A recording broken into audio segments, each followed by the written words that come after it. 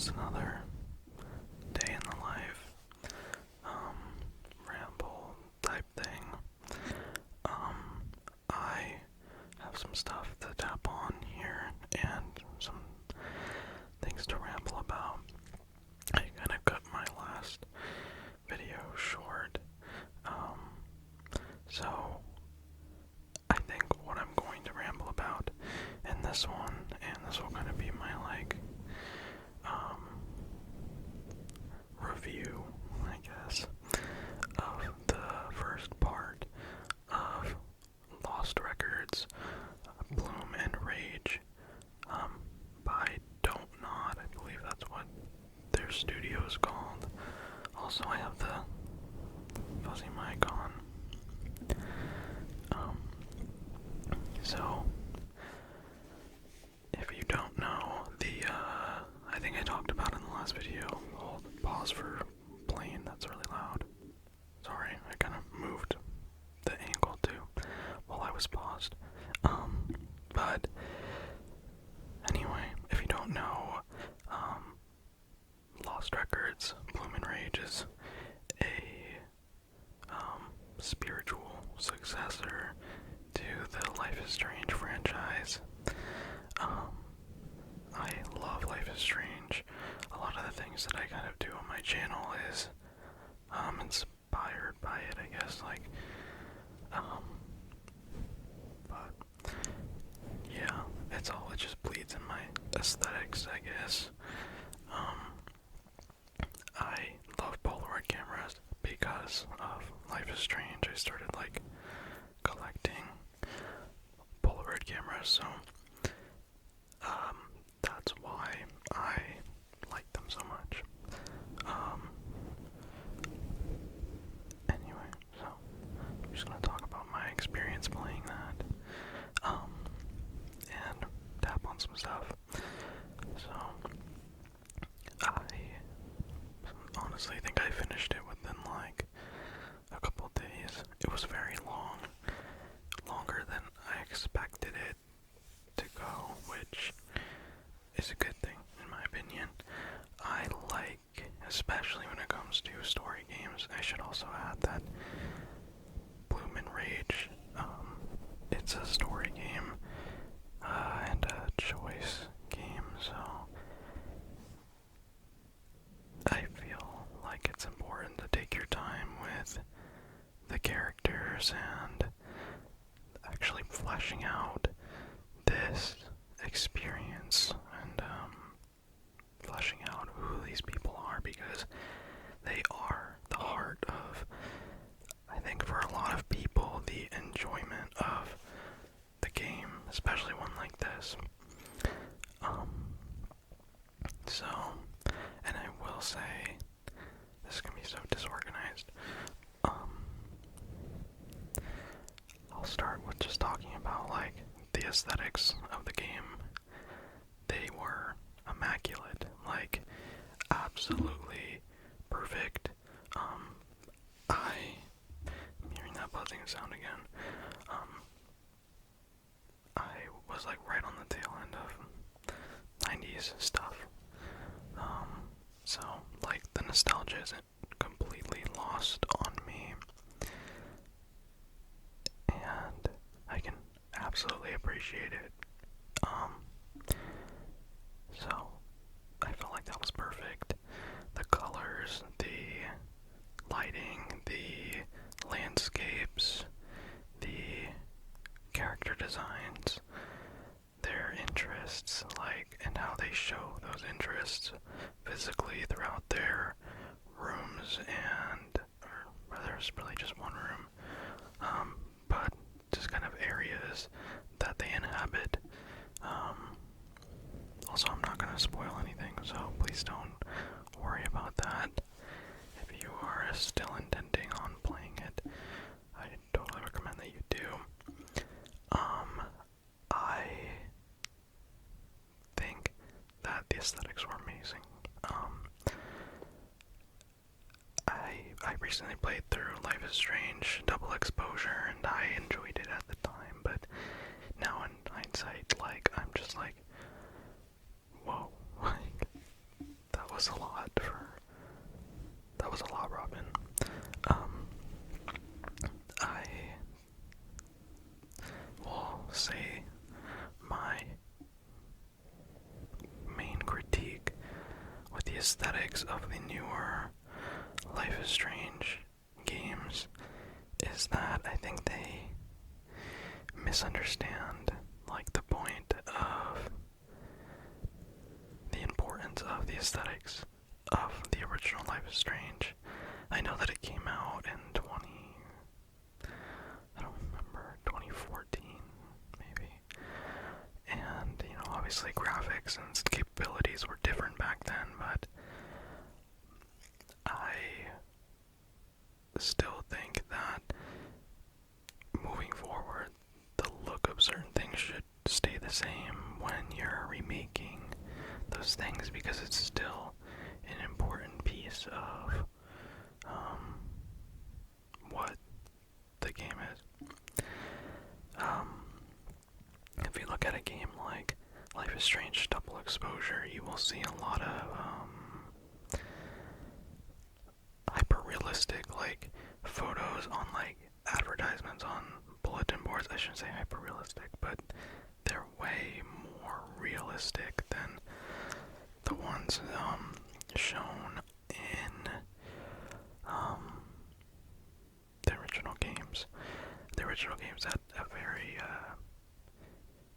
if you're looking at holding a poster or a photo of somebody, it's like a very abstract idea of what they look like. It's not actually like a picture of them. Now, I wouldn't say that that what is it called? I forgot. Bloom and Rage copied that from Life is Strange, but I feel like when you're looking at little things like that, they really it's at the heart of it still. You can tell it's still kind of there, that aesthetic. Also, like, you could pick up pretty much every object in the spaces you're walking around and just look at it for the sake of looking at it, which is incredible. I mean, it's the details that I think make me love a game like this. Just the real immersion and fun novelty of some of these things, like all these small things. Not to mention, my biggest problem with the True Colors was that I think her name was Alex. She's a musician, and her art was not showcased in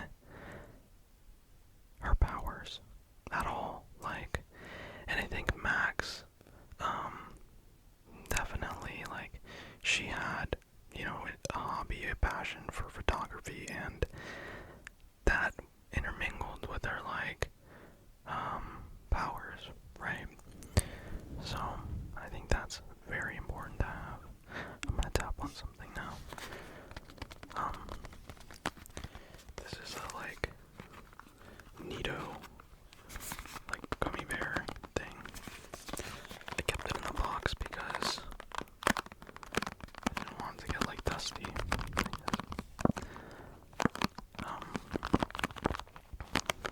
Anyway, it's the details that make that game, I think. Not to mention, like I was gonna say, with the powers and stuff,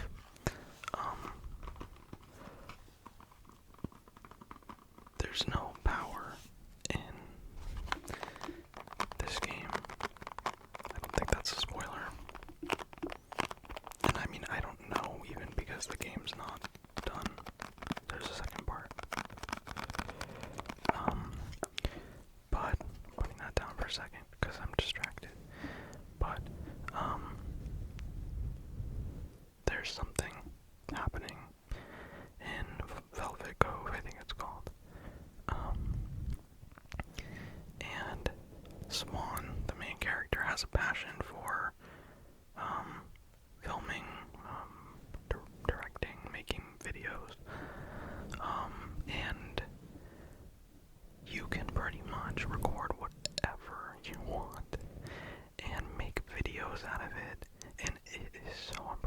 like the time they must have spent doing that. It's so cool. So I can't gush enough about it.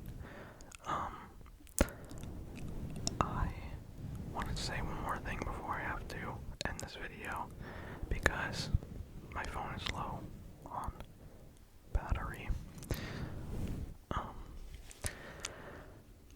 This will be my last statement about this. The thing with this game versus the last couple ones they made, I'm going to pause for this plane. If you've played the True Colors and Double Exposure, there's another plane. I have a fuzzy thing on my lip. Maybe the whole time, I don't know. If you've played True Colors and Double Exposure, you know that somebody dies at the beginning of each game. Somebody we had pretty much zero time to get to know.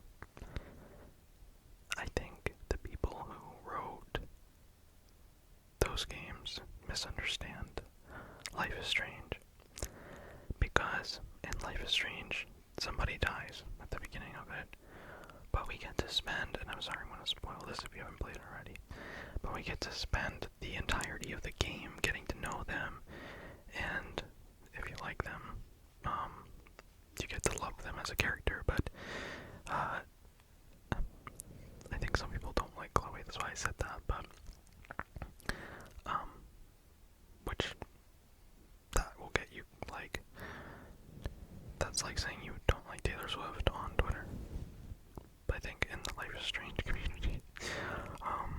But I think they misunderstand that, like, yeah, she died at the beginning, but we get to experience the whole game, like, with her and learn who she is and come to love her as a person, and then have to decide to let her go. And I think that that's the decision, like, that's the heart of the story of a decision game and that kind of stuff. So sorry, there's noises outside. That's coming from me. But with this game, you know, and the same thing with True Colors, somebody dies that we didn't even get to experience, like, at all. Double Exposure, somebody dies, we don't get to experience and learn who they are. I mean, we kind of do, but I think they have a fault in their writing of them, because, you know, you spend time, like, in and out of that reality, so you really don't get to know them too well, and they kind of, I don't want to spoil things, but yeah, so big misunderstanding there. And then you come along with the game like Rage and Bloom, and they have a game completely drenched in characterization of who these girls are, and it is done masterfully, and it just really is a kind of masterclass at this, in my opinion. I read a review, someone said that the game dragged on too long. Like, they said, I played 7 hours of this and nothing has happened, and I'm like, but isn't that amazing? Like, they filled this game chock full with, like, details and story, and just, like, you get to spend a lot of time with these characters, and things do happen, but I know what they're talking about. Can you hear my little dog out there? But yeah, that's what I think. I didn't really get to tap on the things that they have, so maybe next time. I also want to tell you guys, before I go, thank you so much for your support. I am hoping to do this full time for you guys. I really want to create a schedule, and I I think I said in the last video, start doing custom videos, and do some role plays and stuff, but I am gonna have to work out how that's all gonna work, but I would really love to do it full time, so I appreciate your guys' support, and I'm never gonna abandon this channel. I see some comments of people saying thank you for coming back. Of course I'll come back. I know I've seen creators leave and disappear, and not to mention, I don't know what happened to Jingle Jingle ASMR. Can somebody figure that out? Please don't stalk her, but I'm worried. I'm not gonna disappear. I love doing this for you guys. There's another plane overhead, but you know, I'm still here, and I'm gonna be here, and I'm gonna make videos for you guys, and just ramble, because that's what we do here. We just hang out, so thanks. I hope you guys are doing okay. Thank you for your support. We just hit 13,000 subscribers, which is so cool. But yeah, I will see you guys in the next